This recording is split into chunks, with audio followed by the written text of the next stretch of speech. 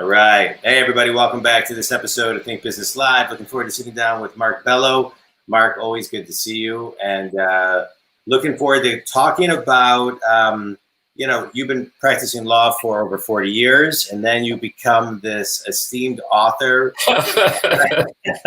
writing a series. We're starting with comedy right away, huh? Yeah, right, exactly. Well, listen, writing books is not easy. I wrote a book a couple of years ago. I'm writing another one right now, and I think everybody has. I feel like everybody has a book in them that they want to write, and you've written a series. So you've written 6 books now, and so let's kind of the surprise of my life. The surprise. It's just something that I never thought I had in me, frankly. Yeah. So how did you figure out it was in you? Well, the first thing that happened was a case I handled a long time ago that stayed with me all of these years, and that I said would make an interesting topic for a book. So it was kind of a bucket list item. And I said to myself, when I get old and gray, and well, I got old and gray a long time ago, but when I get old and gray, I would sit down and try to write a book about it. And at age 64, that's exactly what I did. And I wrote a book called Betrayal of Faith. It's about clergy abuse of children, kind of a dark topic, but I kind of gave if you read John Grissom's The Firm. Oh yeah. And you read Dan Brown, it's kind of a Grissom meets Dan Brown kind of book where the church has a clandestine kind of CIA organization behind it that covers these kinds of things up. Yeah, and it's quite an interesting piece of fiction. So let's I want to talk a little bit about. It sounds like an interesting book, Mark, and I know it is. We launched the book at the same time. I think at the Book Expo at the JCC a couple of years ago. I remember. But I want to talk. That was my second book. That was your second book, okay. Yeah. And so I want to talk a little bit about the writing process first, because I think a lot of people who are listening, you started your writing career at 64. Jacob and I were golfing on Father's Day morning. We golfed with another dad and his son. He started his first business at 61. A couple weeks ago, I interviewed 18 young entrepreneurs who are doing things from the age of 12 to 17, 18. But I think no matter what age you are, everybody's thinking about, how do I get started to write a book? So I kind of want to talk a little bit about the process first. What's your process for writing? Well, that's that varies from book to book. To give you, just to elaborate a bit on the question, as I indicated, the case I handled that resulted in Betrayal of Faith, I handled in the 1980s. So in my 30s. So this book has been in the works for 30 years. Yeah. I never sat down to write it, but as I indicated, it was a bucket list kind of thing. And it's been in me for 30 years. In 2016, I watched every news station there is from both sides of the aisle, and the rhetoric that was going on during the campaign scared the hell out of me. I said to myself, is this person somebody who could actually become president? Is he really what he says he is, an anti-Muslim, anti-Mexican bigot? What if somebody like that became president of the United States? And in 3 months, less than 3 months, I wrote Betrayal of Justice, which is about a fictional president who was elected on a slogan of "Make America Pure Again." And he decides to deport all Muslims from the United States. and his poster child for that campaign is a young woman who gets falsely accused of murdering a white supremacist. The young woman is Muslim, and my attorney protagonist in the book, Zachery Blake, ends up representing her. Mm-hmm. So that book came from simply being fearful that a bigot might be elected president of the United States. I get accused of doing a hatchet job on the president. So you draw from your own kind of personal thoughts and real life cases that you've seen from a legal standpoint. And then when you actually sit down and write the book, do you, like I know for myself, when I wrote my book, I had kind of a process. I would kind of outline the book, and then the book just kind of, I had my characters, I had this, and then as I would sit down to write, the only way I can describe it is kind of the book it kind of like came through me. So where I thought the book was going to go one way, the book, as you start actually writing, started kind of taking a life a little bit of its own. That does happen. And I found that I loved writing at my kitchen table. That's for some reason where I could really get inspired at certain times of the day, sitting in a specific chair at my kitchen table. And so what was the flow of how you kind of like, got yourself ready to write and kind of, that type of process? Well, it's not a consistent process. Something inspires me, and I'll go through the 6 books for you really quickly. Book 1, as I indicated, was clergy abuse. Book 2 happened because of the election. Book 3 is kind of a follow-up or a sequel. It's not really a sequel, but follow is probably a better term.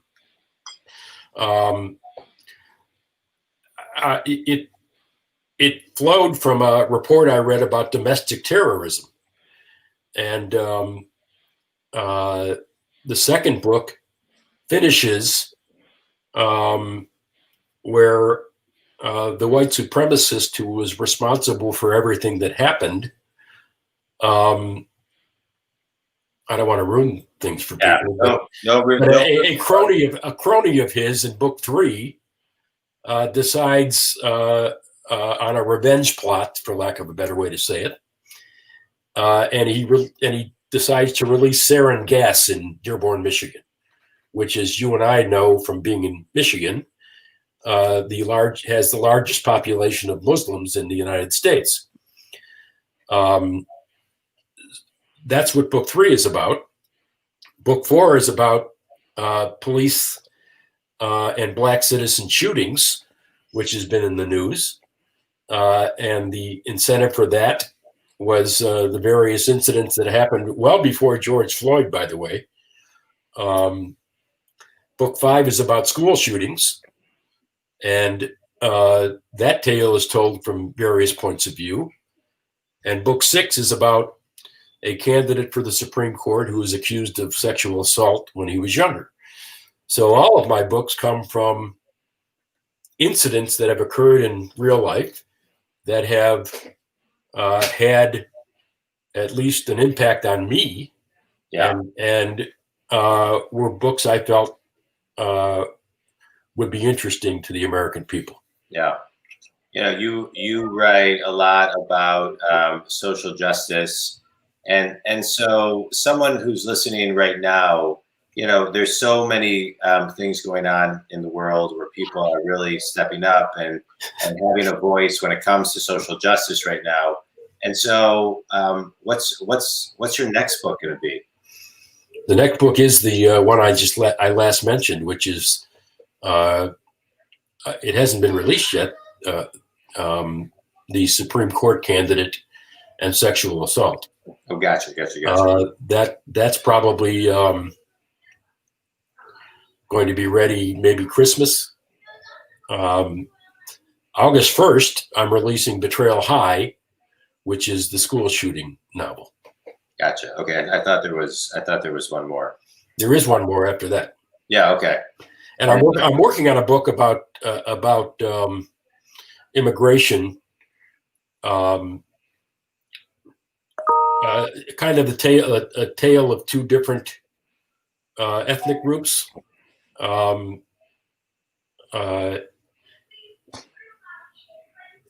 It stems from the Kurdish Turkish crisis at the border of Syria and what's the country? I can't think of the name of the country. Like Aradan. What's the name? Turkey. At the border of Syria and Turkey, there's quite a crisis going on there. Mm-hmm. That was the incentive for the book, and then the crisis at the Mexican American border. So I'm drawing a comparison between two sets of immigrants trying to escape essentially terrorism in their own countries. Yeah. I'm working on that now. I'm probably 50, 60 pages into that. Yeah. Yeah. That's, it's not easy to sit. How long does it typically take you to write a book, Mark? Once it starts flowing, it's not terribly, it doesn't take a long time. Research takes a while. But once the juices start flowing and the ideas start forming, I can write a book relatively quickly. Yeah. 5-6 months, I would say. Yeah, that's great. Yeah, I think with consistency, there's so many things that people can, classes that people can sign up, write a book in 30 days, write a book in 60 days, and because I talk to so many people who want to write a book. And if you can write a page or 2 pages a day, over the course of 3 months to 5 months, let's just say 6 months, where even research is needed in between, you can really write a book. It just really takes consistency, and it takes a commitment to really kind of sitting down to the process. And so, so I love that you're kind of talking a little bit about, it takes you 5 to 6 months, because I would agree with that. But I think another thing that holds people back from writing a book is that they feel like they're not great writers. To me, at least for myself, I'm a big believer that, behind every great writer is a better editor, because editing is such an art. I know, when I sent my book to an editor, it was unbelievable what they could do to a book. And so, I need his phone number. Right. And so I bring that up because I want to give people a little bit of confidence that they can write a book, even if the grammar isn't perfect, the way they articulate something. But an editor can edit a book while still keeping your voice in the book, but make it readable. So just talk about the process as far as, finishing a book and taking it to an editor before it goes into, final copy.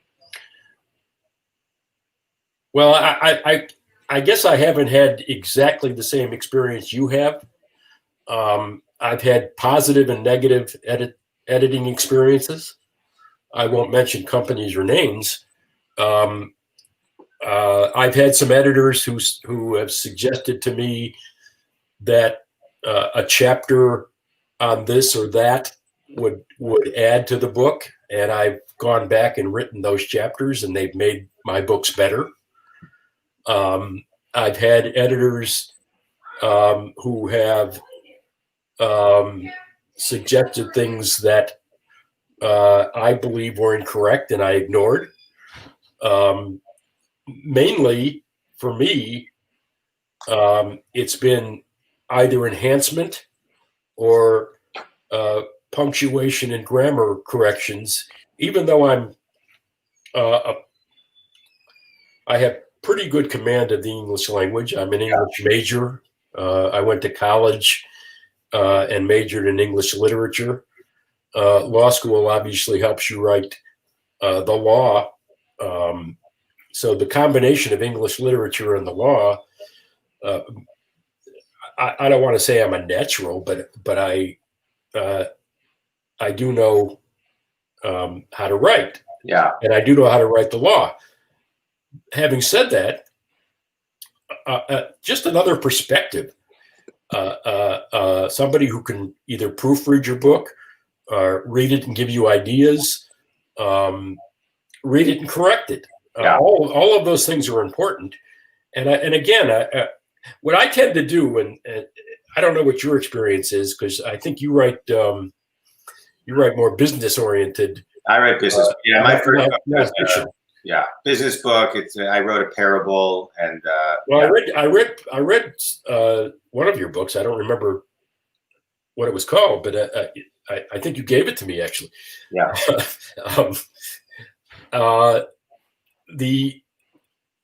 There's a creativity aspect to writing fiction that while there's certainly creativity in nonfiction, it's not your wild imagination as it is in fiction. So what I tend to do with the law is write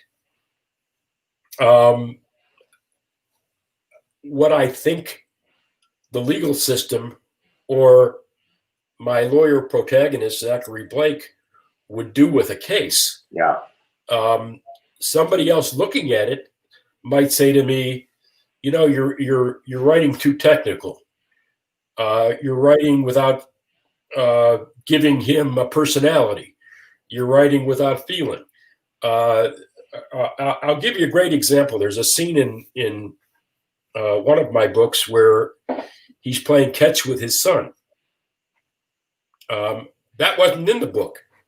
It was recommended to me that I need to personalize him a little more, that I need to have him at home and being a human being rather than just a lawyer all the time. And I thought that was terrific advice. So I wrote a few chapters on his personal life. The second book originally didn't have a wedding scene where Zachery marries Jennifer Tracy, his client in the first book. And there's an interfaith wedding that takes place in book 2, which is kind of a cool scene that I didn't, that was recommended to me, not something that I conceived.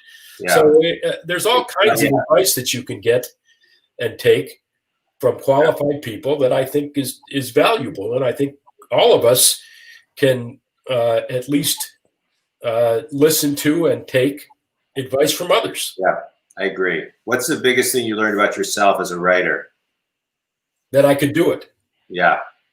It kind of blows my mind that I'm 6 books later. I don't know how you feel, John, but I kind of look at my books and I read them and I say, I wrote these? Yeah.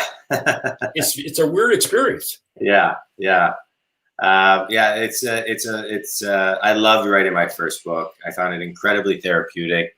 And I'm enjoying writing my second book. So what's your second book about?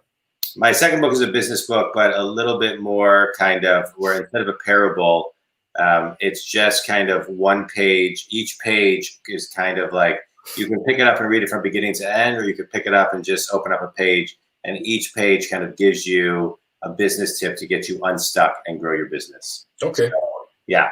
And, but I love the whole idea of writing. Do you miss law, Mark? Not at all. Yeah. Not at all. And I have no further questions on that. What? There's some things I miss about it, but running from your show is a national show, right? Yeah.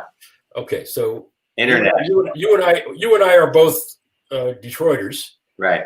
So what I'm about to say will be interesting to the people that know Detroit.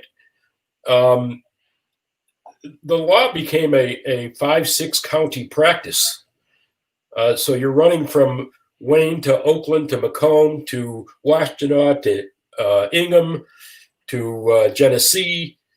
And as I got older, I got tired of running from county to county to county on the same morning. 4 workers' compensation bureaus and 5 circuit courts, 6 circuit courts.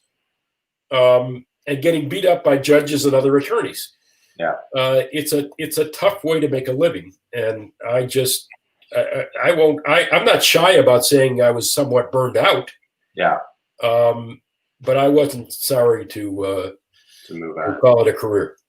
Well, it sounds like you've done something where you have moved from law to being able to take the elements that it sounds like you did enjoy of law, take those and put those into creative process into your books. And well, the best part of practicing law is helping people. Yeah. And the interest, I've said this before, the interesting thing about writing novels is you write about particular issues from a particular point of view, and I don't shy away from my point of view. And there are things about the justice system that are patently unfair. So I try to make those points in my books, and I reach a hell of a lot more people by writing about those issues in my books than I could ever reach in my small little practice in Detroit. Yeah. So that's kind of satisfying. Yeah. Well, it's nice that that you can make an imprint. I know your books are available on your website at markmbello.com. Correct. You've got 6. It sounds like you've got some more coming out. It's the Zachery Blake legal thriller novels. I'm assuming somebody should read them in order. Most reviewers, will tell you that they can be read as standalone books. Okay. All right.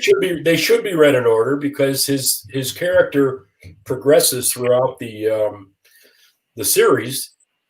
He becomes better and stronger and more successful and able to do things that he couldn't have done in the earlier book. So I recommend reading them in succession. But if for instance you have a fascination with the anatomy of a school shooting, you can read Betrayal High without having read the other books. If you have a fascination with the social justice issues that people are protesting about right now, you won't have a problem reading Betrayal in Black by itself. So the books can be read. The only 2 books I would say should be read in succession are Betrayal of Justice and Betrayal in Blue, which follows Betrayal of Justice. All right, good. My last question to you, Mark, is a lot of, the world looks much different today as we sit here on July 30th, 2020, as it did in February of this year. And a lot of kids have recently graduated college. You spent 40 years as an attorney, and now you're in your passion of writing books. What advice would you give somebody who's graduating college today?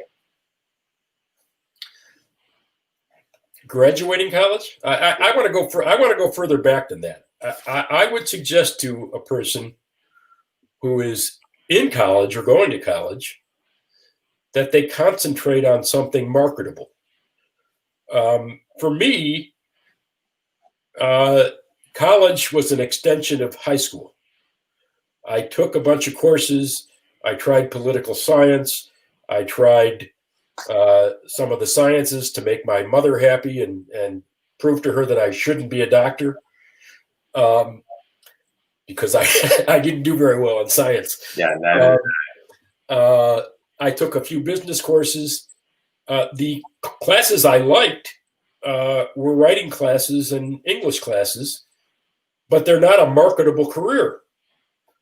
So when I left college, the question was, what am I going to do with my life with this 4-year degree in English literature? Yeah. And luckily, I successfully got into law school and made law my career.